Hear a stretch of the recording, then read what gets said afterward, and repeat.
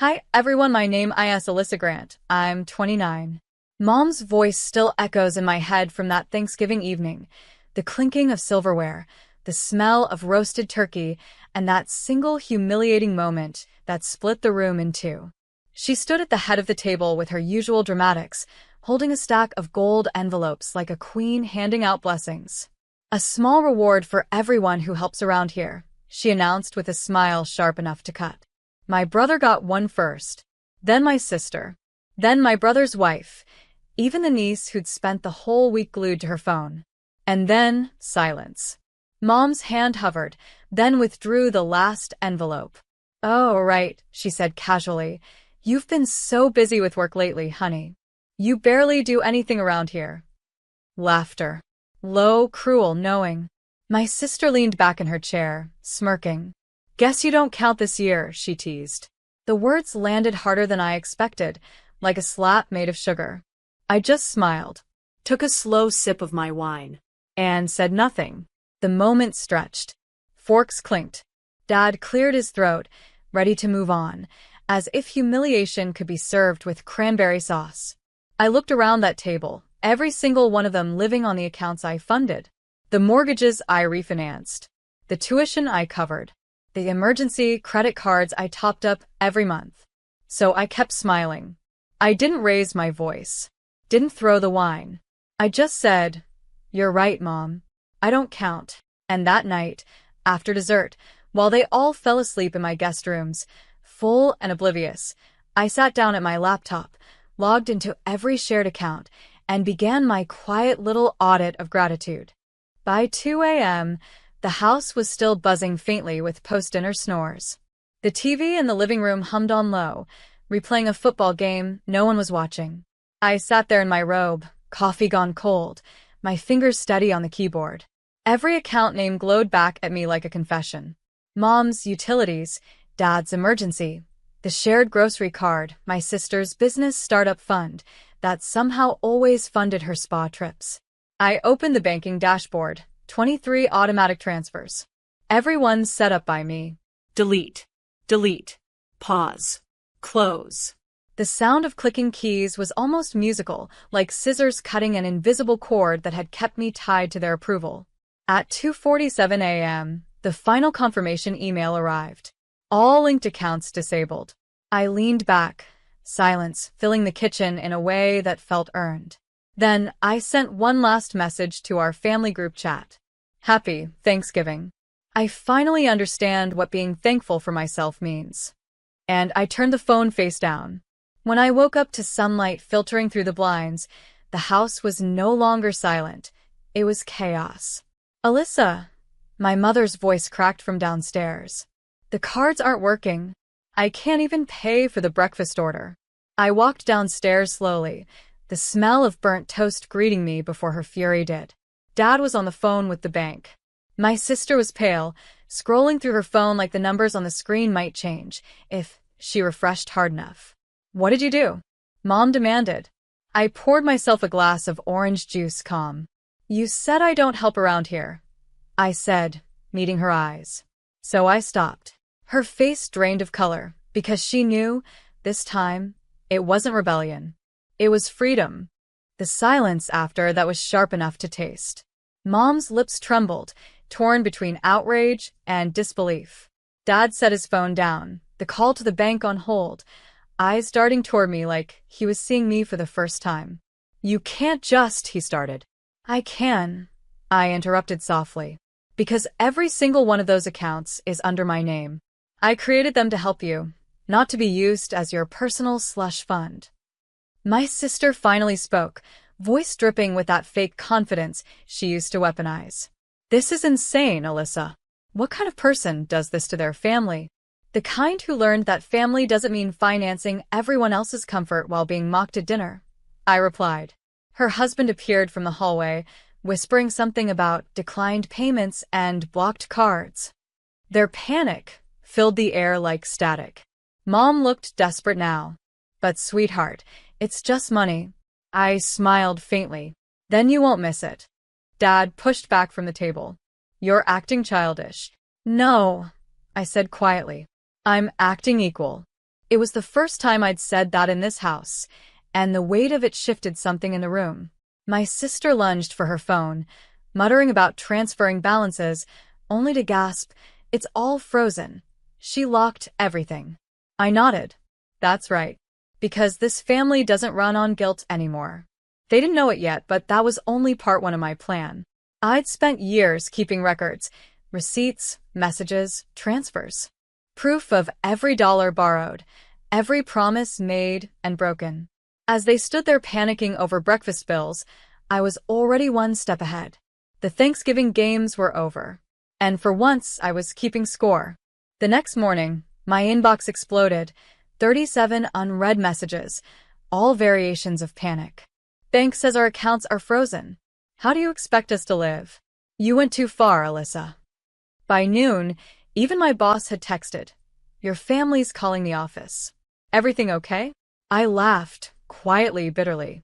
They never called when I was hospitalized from exhaustion, I thought, but the minute their brunch money disappears, they remember my number.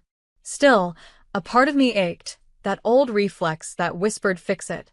But this time I didn't.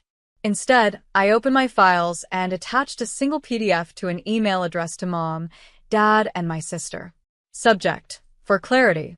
Attached, Family Expense Record, 2019 to 2024. Every dollar, every receipt, every loan. 5 years of silent support laid out in neat, undeniable columns. Within minutes, my phone buzzed again, this time with a message from Dad. "You kept records?" "Of course," I typed back. "You taught me accountability." Then came the knock at my door. My sister stood there, eyes swollen, the arrogance from yesterday washed away. "You embarrassed us," she said softly. "No," I corrected, stepping aside so she could see the wall of unopened thank you cards from the Scholarship Foundation I funded last year. "You embarrassed yourselves. I just stopped paying for it." She looked at the cards, confusion giving way to something like shame, the first genuine emotion I'd seen in years. "Mom's scared," she whispered. "She should be," I said calmly. "Fear's what it takes to recognize boundaries sometimes." And then I closed the door, not angrily, but firmly. Downstairs, I heard her car pull away. For once, no guilt followed. Just peace, and the faint hum of freedom echoing through my quiet apartment. By Saturday, the story had made its way through every cousin, aunt, and family friend within a 100-mile radius. The ungrateful daughter, narrative spread faster than wildfire. My mom's favorite sport was reputation rescue. But this time, no one seemed to be buying it. See, what they didn't know was that I'd quietly sent a donation to the local shelter in my parents' name the same morning I froze their accounts. The shelter's public thank you post, complete with photos and cheerful captions, went viral across our small town page. Huge thanks to the Grant family for funding winter housing for struggling single mothers. The irony wasn't lost on me. For once, our family name was tied to real kindness, not manipulation disguised as generosity. When Mom called that evening, her voice was trembling. "Alyssa, people think we did that." "You're welcome," I said simply. "You can't just." "I can," I interrupted, calm as ever. And I did. There was a long pause, then the faint, wounded sniff I'd fallen for all my life. "But not anymore." "Mom," I said softly, "I spent years making sure everyone else ate before I did. You skipped me at dinner because you thought that control made you powerful. But you forgot. I'm the one who learned how to build." She said nothing. "I don't need your approval anymore," I continued. "I just need my peace." The line went dead. And for the first time, the silence that followed didn't ache. It healed. That night, I sat on my balcony, watching the winter lights flicker through the city skyline, my laptop open to the Scholarship Fund portal, a new round of applications waiting for review. I smiled. The cycle was broken.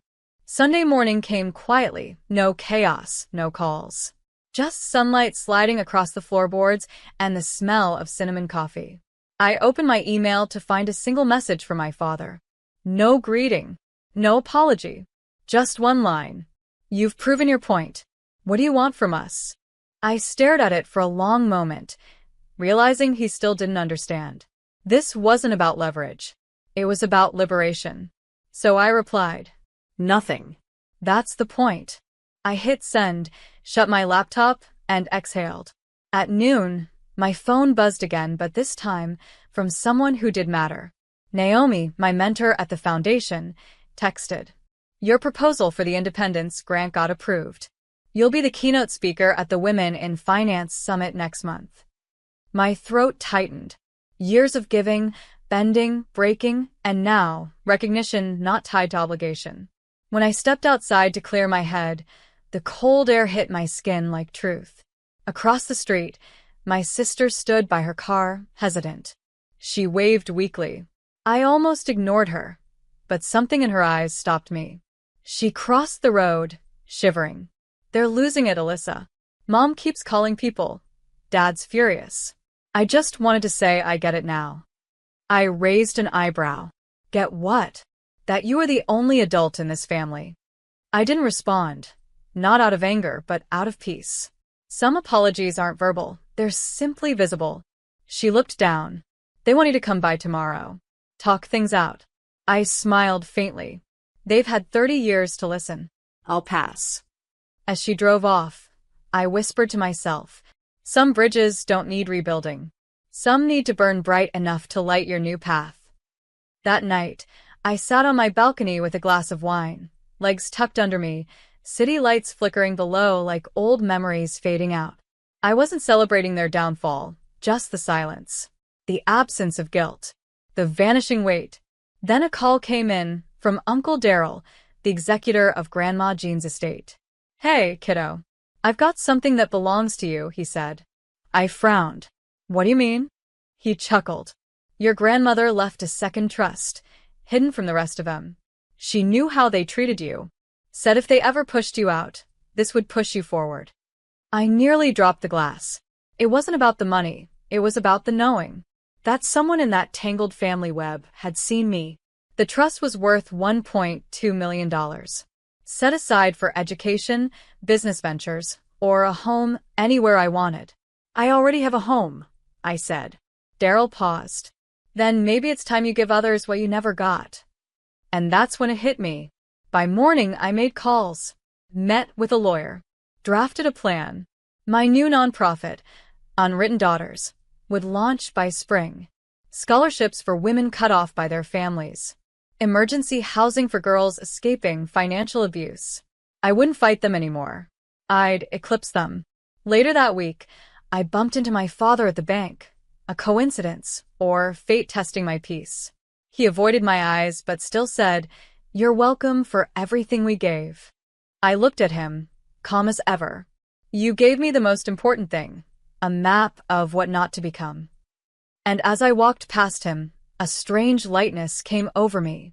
Not revenge, not pride, just release. The day the foundation launched, I stood on stage under a soft wash of morning light.